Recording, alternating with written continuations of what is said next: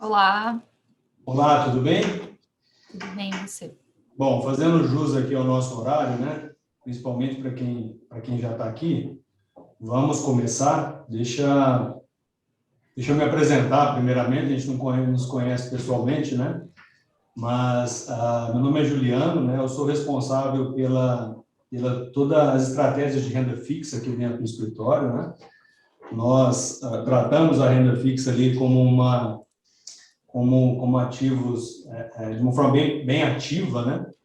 Então, nós gostamos bastante ali e acompanhamos isso bem de perto, né? Gostaria que você se apresentasse, né? E, em seguida, ali, a gente parte para o nosso tema principal, que eu acredito que é a decisão de hoje do cupom, né? Qual que é a expectativa de vocês para hoje, para o fim do ano e para os próximos anos. E depois, de uma forma ali bem informal, a gente vai fazendo algumas perguntas, batendo um papo ali, até chegar e o que isso impacta ali nos nossos investimentos, no nosso dia a dia, para os nossos investidores aqui, tá bom? Perfeito. Bom, obrigada, Juliana, obrigada a todos pelo convite, pela presença. Eu sou responsável aqui pela área de análise de renda fixa na XP. Eu estou aqui faz um pouco mais de 2 anos. Antes daqui, eu trabalhei 1 ano no Banco Santander, na área de análise de crédito, e antes do Santander, eu fiquei um pouco mais de 6 anos na S&P, olhando ratings corporativos, tá? Eu sou formada em economia pela FEA, e, enfim, eu tenho essa carreira aí sempre olhando ou crédito, ou mais recentemente a parte de mercados de renda fixa, e a gente costuma publicar os nossos materiais ali na nossa plataforma de conteúdos também, tá? Legal.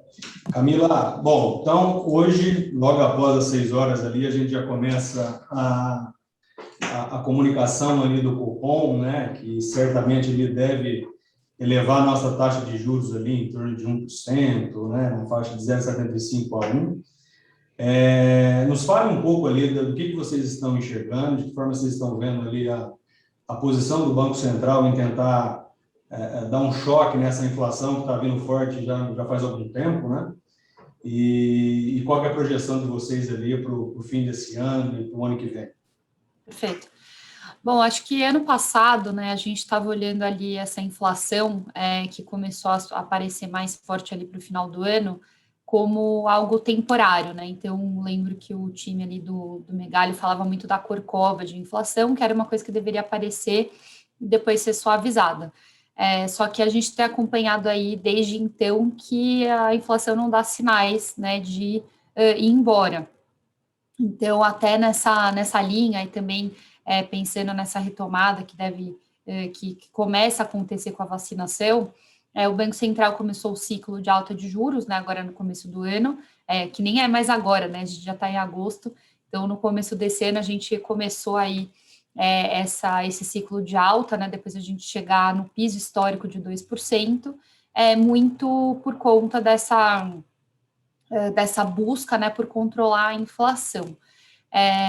Então, desde então, a gente já foi de 2 para 4,25. Amanhã a gente tem a nova reunião e continua aí, mês após mês, a gente continua aí com novas indicações de que a inflação continua não estando sob controle, né? Então, a gente tem alguns fatores que continuam a aparecer. Então, desde o começo do ano, a gente via a questão dos preços de commodities, né, como um dos fatores, mas aí também a gente tem a estiagem, né, então ali a questão dos reservatórios, né, geradoras hidrelétricas, que também tem um impacto ali sobre IPCA, porque quando a gente tem uma seca, né, por parte das hidrelétricas, as térmicas são chamadas a operar, as térmicas são mais caras, isso impacta ali no preço da energia, né, então a gente teve ali no mês de julho ou final de junho, desculpa, eu não estou me recordando, a gente teve um reajuste na bandeira vermelha, né, que a gente foi para a bandeira vermelha 2,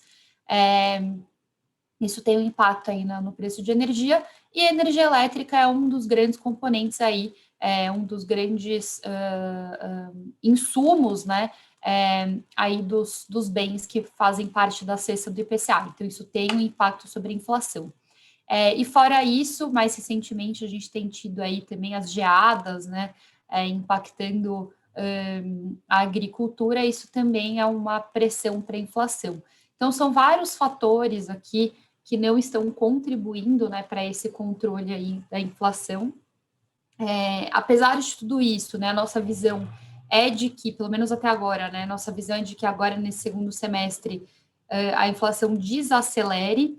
Então, em junho, a gente viu ali inflação 12 meses de cerca de 8%, e a nossa estimativa aqui da XP é que a gente feche o ano de 2021 em 6,7%, ou seja, deveria de 8 para 6,7 em um semestre, deve desacelerar.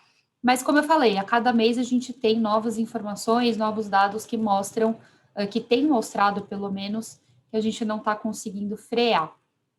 Então, dado esse contexto todo, pensando aqui nas reuniões do Copom, né? Antes o Banco Central, na leitura aqui do nosso time de economia, estava dando uma indicação de plano de voo, né? Então ele falava, olha, eu vou ser mais duro ou não, eu quero chegar ali. Então, só dando indicações do plano dele, né? Onde ele queria chegar esse ano, onde ele queria chegar no que vem. Mas na última reunião, na ata, principalmente, né, do Copom, o nosso time de economia teve uma leitura de que o Banco Central mudou essa comunicação, né, essa sinalização de que, ao invés deles ficarem buscando o plano de voo, eles iam buscar o controle da inflação, né, no custe o que custar, né, entre aspas. Então, se isso significar subir a taxa de juros além do que foi sinalizado, eles vão subir além do que foi sinalizado anteriormente. Então, isso mostrou que, de fato, o Banco Central está comprometido, né, a manter ali a inflação na meta, né, ou bem próximo disso no ano que vem. Lembrando que a meta para 2022 é de 3,5%, tá? A nossa expectativa é que fique em 3,6 no final de 2022. Esse ano já foi, né? A gente já está bem acima da meta, então o horizonte aí de política monetária contempla já o ano que vem. Então é isso que a gente tem visto, né? O Banco Central buscando controlar a inflação do ano que vem, e a partir disso, né, com base nisso que a gente vem fazendo as nossas estimativas, tá? Legal. Bom, uma pergunta que eu até tinha formulado aqui, mas você já chegou a comentar ali meio por alto, né? Mas se vocês acreditam, assim, por muito tempo, né, o presidente do Banco Central, ele defendeu a tese que a inflação era temporária, né? Ela estava muito mais ali relacionada a um gap ali de oferta e demanda, né? Uma demanda represada, com um estímulo muito forte por parte do governo para manter a economia girando, né? E que isso logo ia encontrar um ponto de equilíbrio, né? Mas aí nós tivemos uma inflação persistente do preço das commodities, né? Muita exportação. Nós tivemos a questão da crise hídrica, agora giradas que contribuíram também. Você acha que, vocês acreditam que nós, de fato, podemos estarmos iniciando ali um processo inflacionário, ou a tese de que ainda é um repique inflacionário é o que prevalece? Eu acho que é um pouco isso, né? Acho que até pensando aqui nas projeções do nosso próprio time, desde o começo do ano, mês a mês, a gente vê reajustes, né, digamos assim, nas nossas projeções. Teve até um mês que a gente soltou uma revisão da projeção, e no dia seguinte a gente fez uma nova revisão, porque saiu aquela revisão da bandeira vermelha. Então, assim, por enquanto, foi o que eu comentei, a gente espera que nesse segundo semestre a gente veja uma desaceleração dessa inflação, né? Então, deveria... desculpa. Achei que eu fosse espirrar, desculpa. Deveria começar a reduzir mês após mês, né? Agora, nos próximos meses. Mas é isso, assim, acabam acontecendo alguns fatores, né?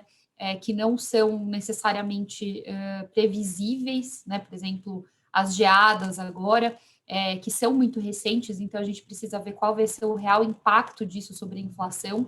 Até o nosso time não refletiu as geadas daqui para frente, né, na expectativa de inflação. Então, o que está ali nessa estimativa de 6,7 são as geadas que já ocorreram ali até o dia 20, se eu não me engano, de julho. Né? Essas que estão ocorrendo agora e podem continuar acontecendo, ainda não estão nessa projeção, e o risco, de fato, é de alta. Né? Então, a gente poderia chegar aí a uma inflação de 7% esse ano.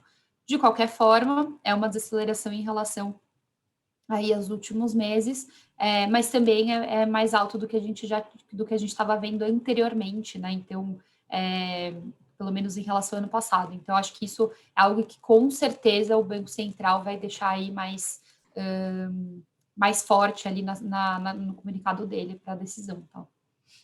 Tá. E ainda sobre inflação, né? Até depois a gente passa ali para um outro tema, mas que componente da inflação você acredita ali que o Banco Central fica mais vigilante, vamos dizer assim? Não é a inflação como um todo ali que ele tenta monitorar de perto, tem alguns componentes, né?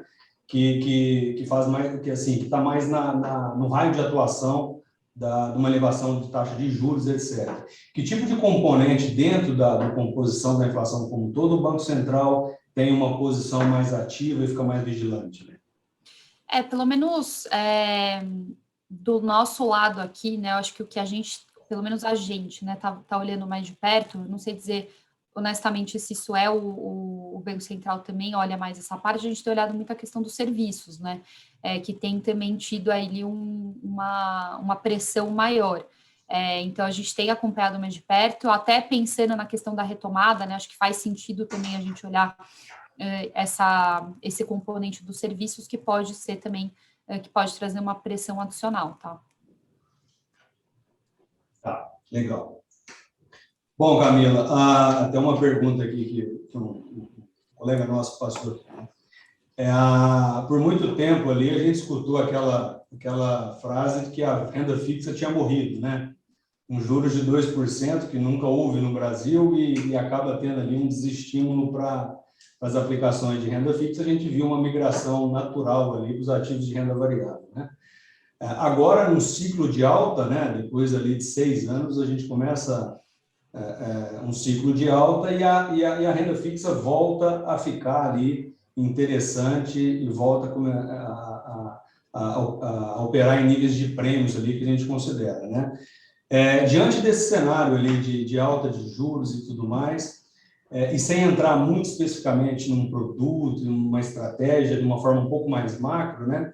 Qual que é a opinião de vocês ali para a gente se posicionar nesse cenário ali de inflação ainda alta para esse período de próximos 12 meses, mas também uma Selic saindo ali de 2 e indo para níveis de 7,5, 8 talvez, né? Perfeito. Eu percebi que eu acabei nem falando aqui a nossa expectativa, né, para hoje. O nosso cenário base para hoje é de 1 ponto percentual, tá? A gente espera que vá para 5,25 e que feche o ano em 6,75, a Selic, tá bom? E falando de renda fixa, de fato, né, acho que ano passado foi o que eu mais ouvi, que a renda fixa tinha acabado, tinha morrido, enfim. E isso tem muita relação da forma como a gente, né, os brasileiros enxergam a renda fixa, como um produto que é totalmente atrelado ali ao pós-fixado, né? Um produto muito conservador que vai pagar aquilo que a Selic for. Então, se a Selic cai, a renda fixa toda cai, esse é o imaginário, né? E se a Selic sobe, a renda fixa inteira sobe também, que não é bem assim, né? Então, isso tem muita ligação ali com o nosso passado de juros altos, né? Em que ninguém precisava ver outros produtos fora o pós-fixado super conservador, mas de fato, acho que cada vez mais as pessoas estão percebendo que a renda fixa é mais do que só a Selic. Mas ainda tem muita gente que não sabe disso. Então, quando a gente tem essa tendência de alta, né, esse ciclo de alta da Selic que a gente está vivendo agora, de fato, a renda fixa volta aí para o radar. E é isso que a gente tem visto, né? Então, a gente tem visto bastante, assim, notícias, né, clientes, todo mundo vindo atrás novamente para entender como que a gente está olhando o cenário. Então, dado tudo isso esse contexto, pensando em percentuais ali de alocação, né, a gente continua olhando ali o pós-fixado, né, como uma das principais porções ali das carteiras, né, pensando em perfis. Lógico que quanto mais conservador, mais pós-fixado vai ter, né, na carteira. Mas quase todas aqui a gente tem pelo menos uma parcelinha ali de pós-fixado, que é esse papel, né, esse ativo que vai acompanhar a alta esperada da Selic. Fora isso, a gente também tem uma parcela de inflação, pensando principalmente em prazos um pouco mais longos, né, que a gente acaba tendo menos visibilidade de cenário, então a gente sempre acha interessante ter ali uma parcela atrelada ao IPCA, para a proteção de carteira, né? Então, a gente continua ali com uma parcela, inclusive esse mês a gente fez um rebalanceamento e levantou e subiu um pouco, né, da recomendação para alguns perfis em inflação. E, fora isso, a gente acha, assim, olhando as expectativas do mercado, né, dado tudo que tem acontecido, expectativa de inflação, agora o risco fiscal voltando aí para o radar, a gente acredita que a expectativa do mercado para a Selic ainda está acima do que a gente aqui da XP espera, né? Então, com isso, a gente acredita que teria uma gordurinha ainda em pré-fixado para capturar, caso o cenário que venha a acontecer seja o que a gente espera. Então, basicamente, a gente tem os 3 indexadores para quase todos os perfis, né? Claro que vai alterando, né, o percentual enfim, para cada estratégia, mas hoje a gente vê que existe espaço em quase todas as carteiras para cada um desses indexadores, tá? Ok, uma pergunta que chegou aqui no nosso chat, ó. No cenário mais pessimista de inflação, que você mencionou agora há pouco, né? O que vocês imaginam que possa ser a pior reação do Banco Central em relação ao aumento da nossa taxa de juros? O nosso time de economia, e aqui eu estou falando em nome deles, tá? Eu não tenho uma projeção de renda fixa, né? Sempre a gente está alinhado ali com o nosso time de economia. A gente não tem um cenário, né? Um exercício ali de estresse, né? Para onde poderia ir. Mas a gente tem que ver assim, no começo do ano a gente não esperava que a taxa de juros fosse chegar a 6,75, né? No final do ano. Então, a cada mês, a cada nova movimentação que a gente vê, existe uma revisão dessa expectativa. Então, para hoje, além da gente estar esperando esses 100 bips de aumento, né, para 5,25, a gente espera que o Banco Central seja mais duro no comunicado, né, ou seja, que ele sinalize que ele vai acelerar essas altas, né, da Selic até chegar a esse 6,75% ou 7% antes mesmo de dezembro, né? Então, a gente tem reunião agora, em setembro, novembro e dezembro. Então, a gente deveria chegar a esse 6,75 já em novembro, de acordo aqui com o nosso time de economia, tá? E lógico, se existir ali algum agravamento, né, nessa questão da inflação, o que deveria ser a reação do Banco Central, no pior dos casos, seria aumentar ainda mais essa taxa Selic aí até o final do ano para buscar conter a inflação, visando a inflação na meta no final do ano que vem. Agora uma pergunta aqui em relação ao real, né, ao câmbio. Estamos vivenciando um novo ciclo de alta da Selic e é natural que o dólar apresente algum sinal de recuo. Considerando a situação do país, como estamos vendo, risco fiscal, inflação e eleições em 2022, somente o aumento da Selic é suficiente para conter a depreciação do real frente ao dólar? Eu só estou pegando aqui qual que é a nossa projeção de câmbio, um segundinho. Mas só comentando... Desculpa, deixa eu pegar aqui. Se não me engano, a gente está com uma expectativa de 4,9 para esse ano, tá, do câmbio. E isso deveria ser, respondendo aqui a sua pergunta, né, deveria, dado todo esse contexto que a gente está vendo aqui de política, na visão dos nossos economistas, deveria ser o suficiente, sim, para manter o câmbio relativamente contido, né? Então, a gente tem uma expectativa de câmbio de 4,9 tanto para esse ano quanto para o ano que vem, levando em consideração todo esse cenário que você comentou, né? Isso, se eu não me engano, isso aqui é fim de período. Então, para o ano que vem, a gente tem aí todo esse, espera-se, né, que tenha toda a volatilidade que sempre tem em ano de eleição, mas passada essa volatilidade, acho que vem aquela calmaria do mercado, né, que, pô, entendi, tá bom, esse é o candidato, entendemos ali mais ou menos qual que vai ser a estratégia, e normalmente dá uma acalmada logo depois. Então, a gente espera que tanto para esse ano quanto para o ano que vem, as políticas, né, a política monetária, principalmente aí que está sendo buscada, digamos, deveria ser o suficiente para controlar também o câmbio, tá? Nós temos mais uma pergunta aqui, ó, que eu acho que está se referindo ao Um movimento não comum, né, que nós tivemos no ano passado foi a precificação ali dos títulos Tesouro Selic, né, aquela marcação negativa na carteira ali, né? Com o aumento da taxa de juros e risco fiscal do país, podemos esperar novamente que tenhamos oscilação na precificação dos papéis do Tesouro, como ocorreu no ano passado? Imagino que seja principalmente em relação à LFT, né, que foi o Acho que susto que a sim. gente teve. Assim, a gente não tem isso no radar, né? Então, assim, não é que a gente está esperando que venha acontecer, mas logicamente que em momentos mais turbulentos, né, de risco muito mais forte, pode acontecer algum tipo de elevação daquele prêmio, né, que a gente tem no título. Então, lembrando que a LFT ela paga 100% da Selic mais um prêmiozinho pré-fixado, né?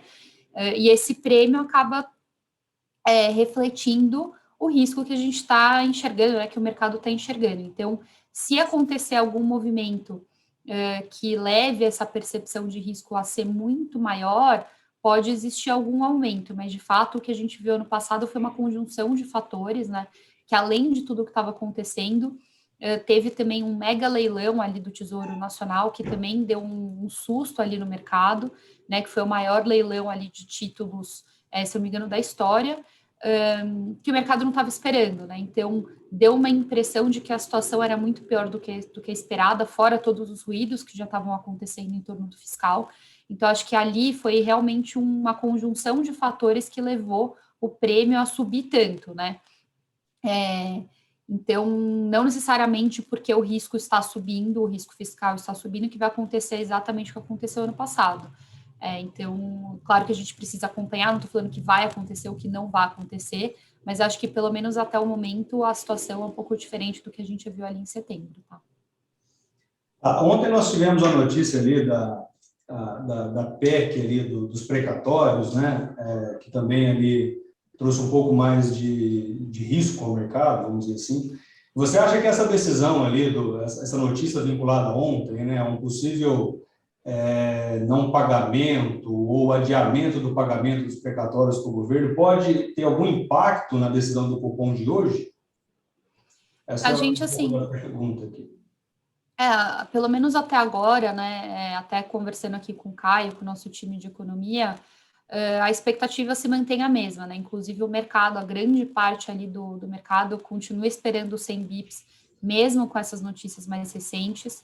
A gente imagina que tem alguma menção a essa questão do risco fiscal, né? Até pensando no horizonte aí de política monetária, mas acho que a decisão em si não deveria, pelo menos dessa reunião, não deveria ser além do 100, por conta dessa turbulência, né? Até porque é uma questão ainda não definida,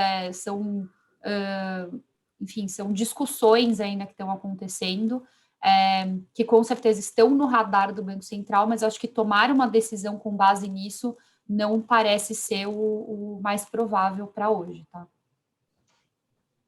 Ok. Camila, agora mudando um pouco ali de tema, né? Nós temos visto, né, principalmente aqui nós, com atendimento direto a clientes, né, a democratização de muitos ativos de renda fixa que até pouco tempo atrás eram restritos ali à classe do investidor institucional, né, e o investidor de varejo, por exemplo, ele não tinha acesso, né? Agora, por exemplo, nós estamos tendo ali uma emissão de uma letra financeira para o investidor comum, investidor de varejo.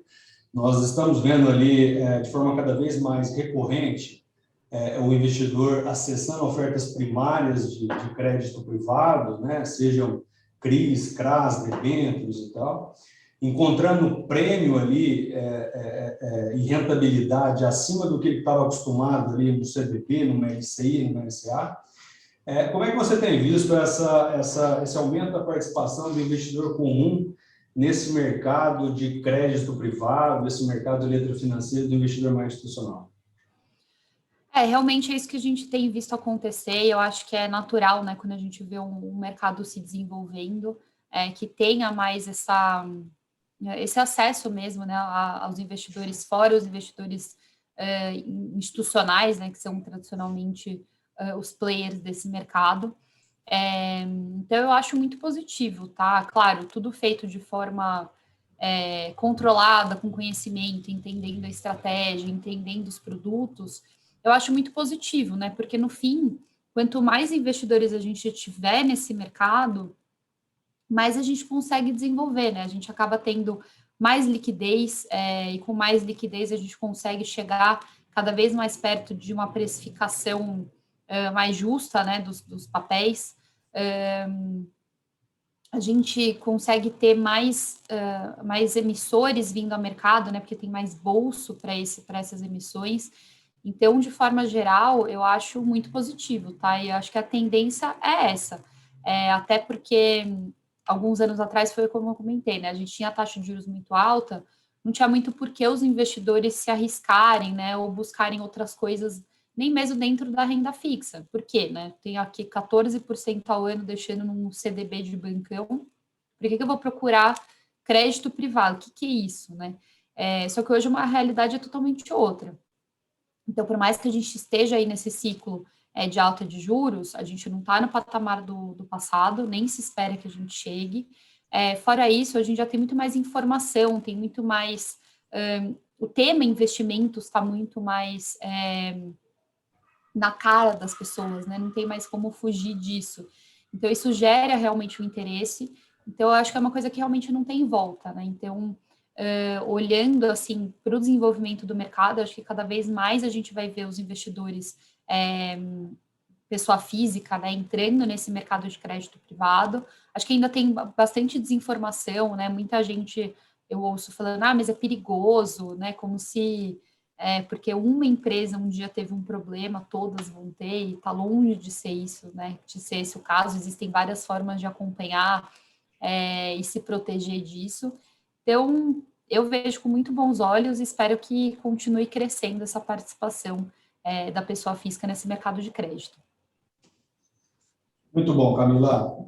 Bom, eu acho que, de forma resumida, de forma rápida, de forma sucinta, nós abordamos aqui pontos bem importantes, né?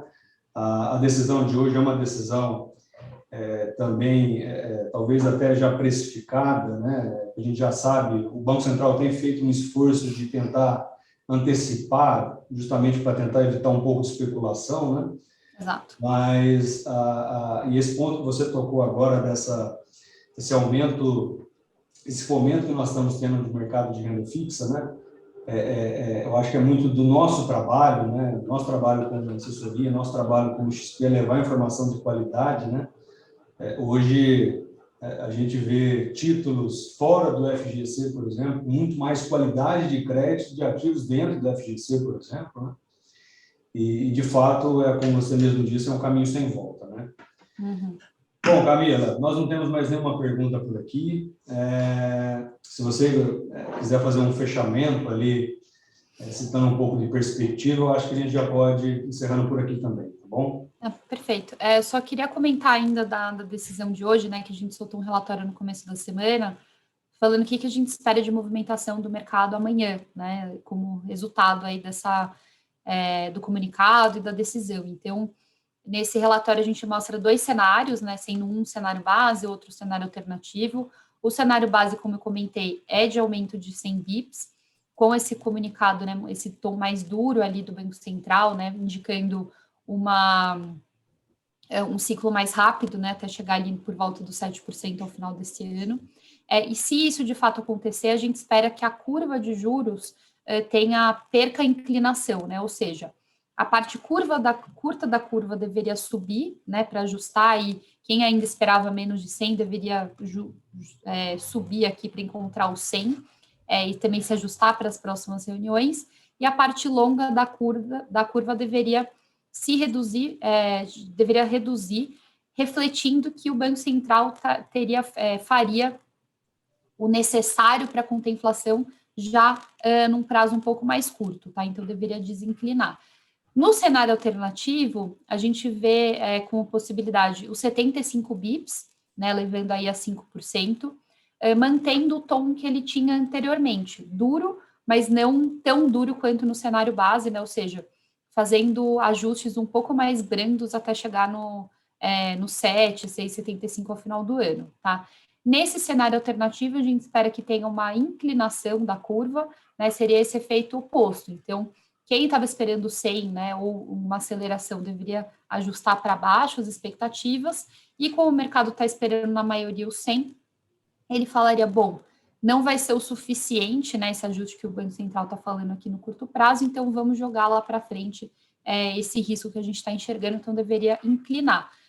Bom, o efeito, né, sobre os ativos é o inverso, então quando a gente vê aí as expectativas de juros subindo, o preço dos títulos deveria, ele cai, né, e vice-versa. Então, nesse relatório a gente fala aí um pouquinho de quais são os ativos que se beneficiam, né, em cada um dos cenários. Eu vou compartilhar aqui com vocês, para quem tiver interesse, dar uma lida aí antes do resultado, que deve estar para sair. E hoje, às 7h30, a gente tem uma live, né, com o Caio Megali, para falar aí do que a gente espera para a renda fixa, ouvir um pouco dele, como que foi, como que veio aí o comunicado, enfim, toda essa leitura por parte dele, acho que vai ser bem interessante para quem quiser ouvir um pouquinho aí. Ótimo.